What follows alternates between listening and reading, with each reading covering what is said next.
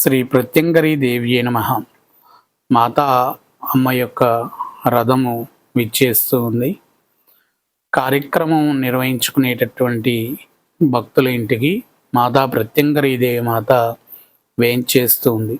అమ్మవారి కోసం మాత్రమే ప్రత్యేకమైనటువంటి వాహనాన్ని, రథాన్ని ఏర్పాటు చేయడం జరిగింది. ఈ రథాన్ని చూసి వారి యొక్క ఆనందానికి అవధులు లేకుండా పోయింది. ఎందుకంటే ఇంత మహిమానితమైనటువంటి తల్లి నా ఇంటికి విచ్చేసింది. ఎంత అదృష్టం ఉంటే, ఎన్ని జన్మల పుణ్యం ఉంటే ప్రత్యంగరీ దేవమాత, కాళీదేవి, లక్ష్మీదేవి, తారాదేవి, వారాహీదేవి అమ్మలు నా ఇంటికి వేయించేస్తారు గురువుగారు అని చెప్పి అన్నారు. అదంతా అమ్మ యొక్క అనుగ్రహము, విశేషమైనటువంటి కరుణ. అయితే అసలు ఈ పూజ ఏంటి అనేటటువంటి విషయానికి మనం వెళ్దాం. సాధారణంగా వారొక దగ్గర జ్యోతిష్యాన్ని చూపించుకుంటే, జ్యోతిష్యంలో ఇరుగురికి ఒక నక్షత్రము శాంతి నక్షత్రం ఉంది, మరొకరికి ఇంకొక శాంతి నక్షత్రం ఉంది, విశాఖ జ్యేష్ఠ నక్షత్రం. విశాఖ నక్షత్రానికి ఇద్దరికి ఉంది, జ్యేష్ఠ నక్షత్రం ఒకరికి ఉంది. ఈ శాంతి కార్యక్రమాన్ని నిర్వహించుకుంటే చాలా శ్రేష్టమైనటువంటి ఫలితాన్ని అందించవచ్చు అనేటటువంటి విషయాన్ని జ్యోతిష్యుడు తెలియచేశారు. అప్పుడు వారు మరలా నన్ను అడిగితే, తప్పకుండా వారు ఏ విధంగా చెప్పారో అలానే నిర్వహించుకోండమ్మా, చాలా విశేషమైనటువంటి అనుగ్రహం మీకు లభిస్తుంది. విశాఖ నక్షత్రం శాంతి, జ్యేష్ఠ నక్షత్రానికి కూడా శాంతి నిర్వహించమని చెప్పాను. అయితే వాళ్ళు నార్మల్ విధానం, అంటే తాంత్రిక ప్రక్రియ కాకుండా మన విధానములో ఉన్నటువంటి ప్రక్రియతో, అంటే నార్మల్ విధానం లేకుండా తాంత్రిక ప్రక్రియలోనే వాళ్ళు కార్యక్రమాన్ని చేసుకోవాలి. అందులో ప్రత్యంగరీ దేవి మాత అమ్మతో ఉన్నటువంటి శక్తితో కలిపి ఉన్నటువంటి నక్షత్ర శాంతి విధానం నిర్వహించవచ్చా గురువుగారు అనేటటువంటిది వాళ్ళు అడిగారు. అడిగినప్పుడు చెప్పాను, తాంత్రిక ప్రక్రియలో చాలా పెద్ద ప్రాసెస్ ఉంటుంది. అది నిర్వహించాలి అనంటే ప్రత్యంగరీ కృత్య కాళీ సర్పాలతో కూడి ఉన్నటువంటి విశాఖ జ్యేష్ఠ నక్షత్రానికి శాంతి కార్యక్రమాన్ని నిర్వహించడం జరుగుతుంది.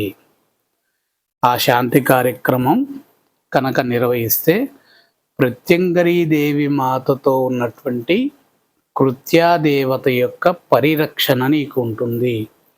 ఆ రక్షణతో నువ్వు విశేషమైనటువంటి శక్తివంతుడిగా మారేటటువంటి అవకాశం ఉంటుంది. అంటే అమ్మ శక్తిని అందించేటటువంటి అవకాశం ఉంటుంది అని చెప్పి తెలియచేశాను. ఒకవేళ నార్మల్ విధానముగా తాంత్రిక ప్రక్రియలో కాకుండా మన ప్రత్యంగరీ దేవమాత ఆరాధన విధానంలో కాకుండా జ్యేష్ఠ నక్షత్రానికి శాంతి నక్షత్రానికి కార్యక్రమాలు నిర్వహిస్తూ ఉంటారు. అవి ఎక్కువగా మనము నిర్వహించము. మనం ఏ కార్యక్రమం నిర్వహించాలి అనుకున్నా కానీ తప్పనిసరిగా ప్రత్యంగరీ మాత ఉంటేనే మనము నిర్వహించడం జరుగుతుంది. అది నేను పెట్టుకున్నటువంటి సంకల్పం. అందుకనే నార్మల్ శాంతుల గురించి నా దగ్గరికి వచ్చినా నేను వారికి నిర్వహించను, వేరొక పురోహితులకు అందించడం జరుగుతూ ఉంటుంది. అయితే వారికి వేరొక విధమైనటువంటి నార్మల్ పద్ధతిగా నిర్వహించేటటువంటి అవకాశం కూడా చెప్పాను. ఫలానా విశాఖ నక్షత్రానికి, ఫలానా జ్యేష్ఠ నక్షత్రానికి మనకు తెలిసినటువంటి స్వామి ఉన్నారు, ఆ స్వామి నిర్వహిస్తారు, ఆ స్వామి దగ్గరికి వెళ్ళి చేయించుకోండి అని అంటే వాళ్ళు, లేదు స్వామి, ప్రత్యంగరీ మాతతో ఉన్నటువంటి ఈ 64 కృత్యల్లో మీరు నక్షత్ర కృత్యల యొక్క విధానము కూడా ఉంది అని చెప్పారు కదా, ఆ నక్షత్రాల్లో ఉన్నటువంటి కృత్యాదేవతలతో ప్రత్యంగరీ దేవమాత పరిపూర్ణమైనటువంటి అనుగ్రహం మాకు కావాలి స్వామి అని చెప్పి వాళ్ళు అడిగారు.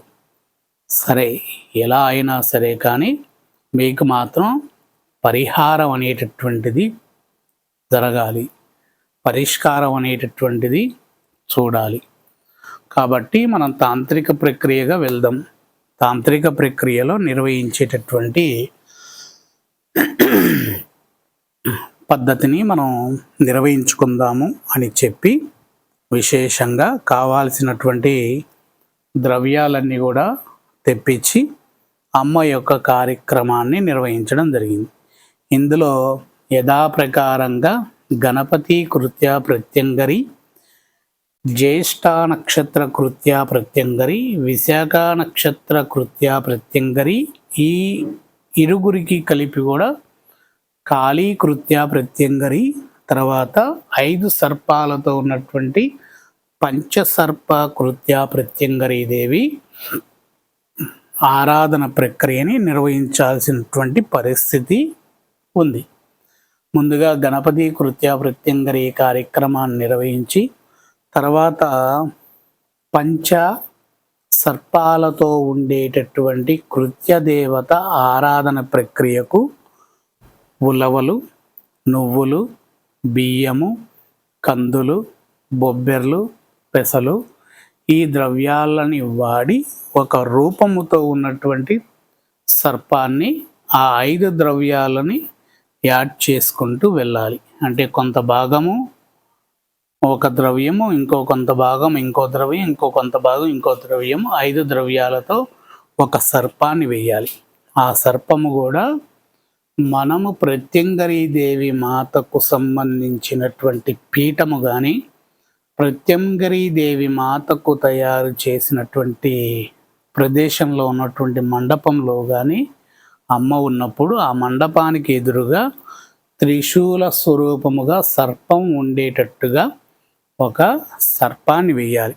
వేసిన తర్వాత ఆ సర్పానికి మధ్యలో, త్రిశూలానికి మధ్యలో శూలం ఏదైతే ఉంటుందో దానికి గోధుమలతో వచ్చేటటువంటి ఒక విధమైనటువంటి శూలాన్ని వేసుకోవాలి.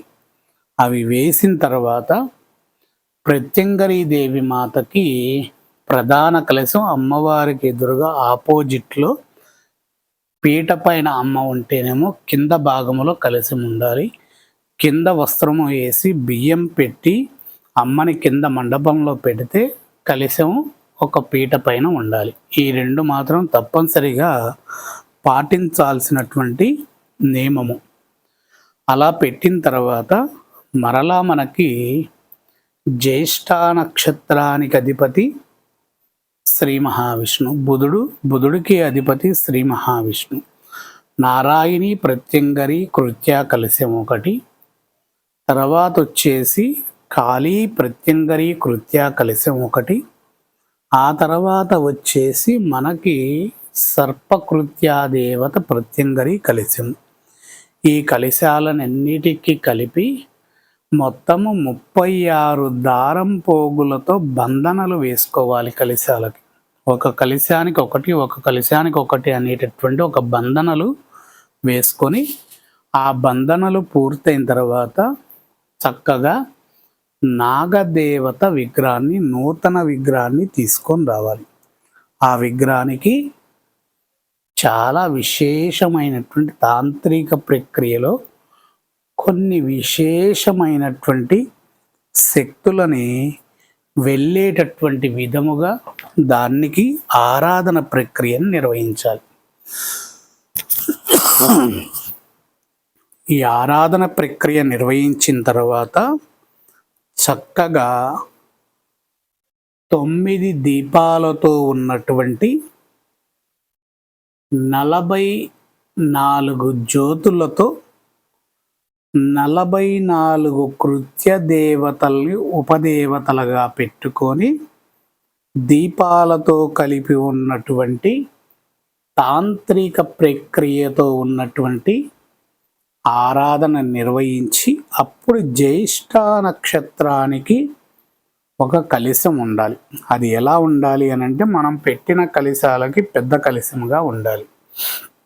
విశాఖ నక్షత్రానికి కూడా మనం పెట్టిన కలశాల కన్నా పెద్ద కలశాలు ఉండాలి. అంటే ఒక బిందె పెట్టుకోవాలి. ఆ బిందె చక్కగా సర్పాల వెనక పెట్టాలి. మనకి ప్రత్యంగరీ దేవి మాత ఆరాధన ప్రక్రియలో 2 రాతి విగ్రహాలతో ఉండేటటువంటి సర్పదేవతల యొక్క మూర్తులు ఉంటారు, అమ్మలు.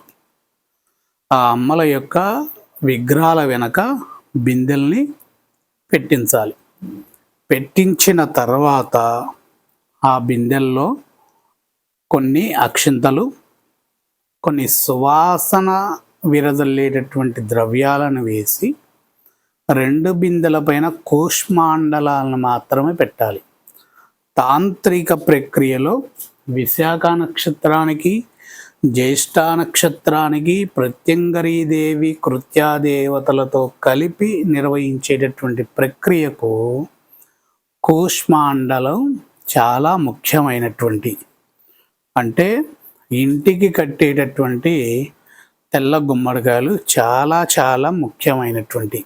వీటికి సర్పకృత్యల యొక్క ఆరాధన ప్రక్రియను నిర్వహించి వీటిని గృహానికి 68 రోజులు ఒకటి, 147 రోజులు ఒకటి గుమ్మడికాయని రక్షగా ఉంచుతాం. దీంట్లో జ్యేష్ఠ నక్షత్రాధిపతి అయినటువంటి బుధుడికి ముఖ్యమైనటువంటి స్థానాన్ని ఇచ్చి ఈశాన్య భాగములో ఒక కూష్మాండలాన్ని కట్టడం జరుగుతుంది ఇంటికి. ఇంకొక కూష్మాండలాన్ని చక్కగా గృహములో ఉన్నటువంటి విశాలముతో ఉన్నటువంటి ప్లేసులో, అంటే హాల్లో, ఆ హాల్లో దాని ఒక దగ్గర ఉప్పు పోసి ఉప్పు పైన గుమ్మడికాయని ఉంచి ఆ గుమ్మడికాయ పైన ప్రతి ఒక్క రోజు సాయంకాల సమయమున మిరియం పౌడర్, అంటే మిరియాల యొక్క పౌడర్ వేసి దాని మీద కర్పూర బిళ్ళ వెలిగియాలి. అలా వెలిగించితే గనక తాంత్రిక ప్రక్రియలో జ్యేష్ఠ నక్షత్రానికి ఉన్నటువంటి ఏదైతే పూర్తి దోషం ఉంటుందో ఆ దోషాన్ని పూర్తిగా స్తంభింపచేసేటటువంటి ప్రక్రియతో ఉన్నటువంటి శక్తిని పొందవచ్చు. అలానే విశాఖ నక్షత్రానికి సంబంధించినటువంటి దోషం ఏదైతే ఉందో విశేష శాంతి యొక్క ప్రక్రియతో ఉన్నటువంటి అనుకూలతను కూడా కల్పించవచ్చు. ఈ విధమైనటువంటి ప్రక్రియ చేసిన తర్వాత చక్కగా నవగ్రహ ఆరాధన, నవగ్రహ ఆరాధన ఏ విధంగా ఉంటుంది అనంటే, నార్మల్ నవగ్రహ ఆరాధనకి చక్కగా నవధాన్యాలన్నీ కూడా ఆయా స్థానాలలో కూర్చోపెడతారంటే సూర్యుడు మధ్యస్థానము, చంద్రుడు ఆగ్నేయ స్థానము, కుజుడు దక్షిణ స్థానము, ఇటువంటి స్థానాల్లో కూర్చోబెట్టడం జరుగుతూ ఉంటుంది నార్మల్ పూజా విధానములో. కానీ మన ప్రత్యంగరీ కృత్యాతాంత్రిక ప్రక్రియలో ధాన్యములు బిందెలో వేసి నవకృత్యలతో కలిపి ఉన్నటువంటి నవగ్రహ ఆరాధన ప్రక్రియ ఏకకలశములో ఆవాహన ప్రక్రియ జరుగుతూ ఉంటుంది. దాన్ని ఇక్కడ మనము నాగదేవత పైన ఇప్పుడు నేను చుడుతూ ఉన్న చూడండి, ఆ దారం వేసినటువంటి కలశానికి మాత్రమే నవధాన్యాలు అందులో నింపడం జరుగుతుంది. ఫస్ట్ సూర్యకృత్య ప్రత్యంగరీదేవి, చంద్రకృత్య ప్రత్యంగరీదేవి, కుజకృత్య ప్రత్యంగరీదేవి, బుధకృత్య ప్రత్యంగరీదేవి, గురుకృత్య ప్రత్యంగరీదేవి, శుక్రకృత్య ప్రత్యంగరీదేవి, శనికృత్య ప్రత్యంగరీదేవి, రాహుకృత్య ప్రత్యంగరీదేవి, కేతుకృత్య ప్రత్యంగరీదేవి. ఈ దేవతల యొక్క తాంత్రిక ప్రక్రియకు కావాల్సినటువంటి ఆ గ్రహాలకు, నవగ్రహాలకు కొన్ని ఐటమ్స్ ఉంటాయి, సామాగ్రి. వాటితో కలిపి ఉన్నటువంటి షోడశ తాంత్రిక ప్రక్రియను నిర్వహించి ఆ కలశం చెంబులో పోసి వాటిపైన ఒక కొబ్బరికాయని ఉంచడం జరుగుతుంది. ఆ కొబ్బరికాయకే దారం పోగులు వేసి నవకృత్యలతో ఉన్నటువంటి నవగ్రహ బంధన నక్షత్ర కలశములైనటువంటి అమ్మవారి పీఠం పైన ఉన్న 2 కలశాలకు జ్యేష్ఠ విశాఖ నక్షత్రాల 2 కలశాలకు బంధనలు వేసి ఆ తదుపరి నక్షత్ర కృత్య ప్రత్యంగరీదేవి తాంత్రిక ఆరాధన ప్రక్రియని నిర్వహించడం జరుగుతుంది. ఈ ప్రక్రియ మొత్తం కూడా పూర్తయిన తర్వాత సాయంకాల సమయంలో సప్తపది పూజా కార్యక్రమం అనేటటువంటిది ఒకటి ఉంటుంది. ఆ సప్తపది పూజా కార్యక్రమం పూర్తయిన తర్వాత శూలిని ప్రత్యంగరీ దేవి అనేటటువంటి ఒక దీపాన్ని, అంటే మూకుడు పెట్టచ్చు, మూకుడు కాకపోతే మన దగ్గర దీపంతో ఉన్నటువంటి సెంబె అంటే దీపం స్టాండు, ఆ స్టాండుకు త్రిశూలం ఉండి చక్ర ఆకారం ఉండాలి. స్వస్తిక్ ఆకారం లేకుండా చక్ర ఆకారం, శ్రీచక్ర ఆకారం, దానికి 5 నిమ్మకాయలని గుచ్చి పెట్టి తదుపరి గ్రహ నిర్ణయముతో ఉన్నటువంటి దేవతా ఆరాధన నిర్వహించడం జరుగుతుంది.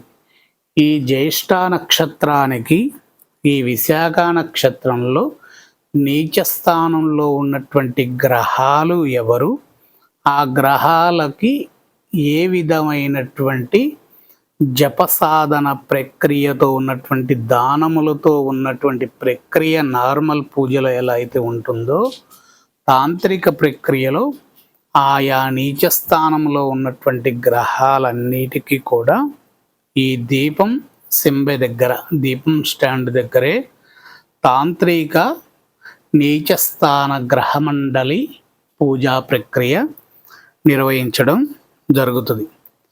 ఈ కార్యక్రమం అనేటటువంటిది హోమ విధానం అయిపోయిన తర్వాత పూర్ణావతి అందించిన తర్వాత చక్కగా అమ్మవార్లని యథాప్రకారంగా దేవతలని రథంలో అమ్మవారి యొక్క వాహనంలో ఎక్కించిన తర్వాత అప్పుడు ఆ దీపాన్ని పెట్టి ఎన్ని అయితే జ్యేష్ఠ నక్షత్ర జాతకుడి యొక్క గ్రహ సంచారములో నీచ గ్రహాలు ఎన్నున్నాయి, విశాఖ నక్షత్రం వారి యొక్క గ్రహ సంచారములో నీచ గ్రహాలు ఎన్నున్నాయి, వాటి యొక్క ప్రతిరూపాలుగా అన్ని ఒత్తులు వేసి అక్కడ నవ నీచస్థాన గ్రహ మండపాన్ని వేసి ఆ మండపం పైన ఫైనల్ పూజను నిర్వహిస్తాము. అక్కడ ఏ పూజని మనం నిర్వహిస్తామంటే 1 శూలిని దుర్గా, 2 రౌద్ర రూపముతో ఉన్నటువంటి ప్రత్యంగరి, 3 ఉగ్రతార, 4 ధూమావతి. ఈ 4 దేవతల యొక్క ఆరాధన ప్రక్రియను అక్కడ నిర్వహించి అప్పుడు వారి యొక్క సంకల్పాన్ని అక్కడ చెప్తాము. పలానా యజమాని పలానా కార్యక్రమాన్ని నిర్వహించాడమ్మా, తన యొక్క నక్షత్ర ప్రక్రియతో ఉన్నటువంటి శాంతి విధానాన్ని మనము నిర్వహించాము. ఆ శాంతి కూడా మన తాంత్రిక ప్రక్రియలో కృత్యదేవతలతో కలిపి ప్రత్యంగరీదేవి మాత యొక్క ఆరాధన ప్రక్రియను నిర్వహించాము. కాబట్టి ఇకపై నుంచి ఇతనికి గ్రహ సంచారములో నీచ స్థానములో ఉన్నటువంటి గ్రహ దోషాన్ని తొలగించు, నక్షత్ర దోషం ఏదైతే ఉందో ఆ నక్షత్ర దోషాన్ని తొలగించు, సంపూర్ణమైనటువంటి నీ శక్తిని అతనికి అందించమ్మా, అలానే నిరంతరమైనటువంటి దినదిన అభివృద్ధి చెందేటట్టుగా నీ అనుగ్రహాన్ని ప్రసాదించమ్మా, అలానే ఇక్కడ నూతనంగా తెచ్చినటువంటి సర్పదేవత విగ్రహాన్ని తీసుకొని వెళ్ళి ఏ దేవాలయంలో అయితే ప్రతిష్ఠించుతారో అక్కడ నుండి నీ చల్లటి కరుణ అందించమ్మా తల్లి మాతా ప్రత్యంగరి.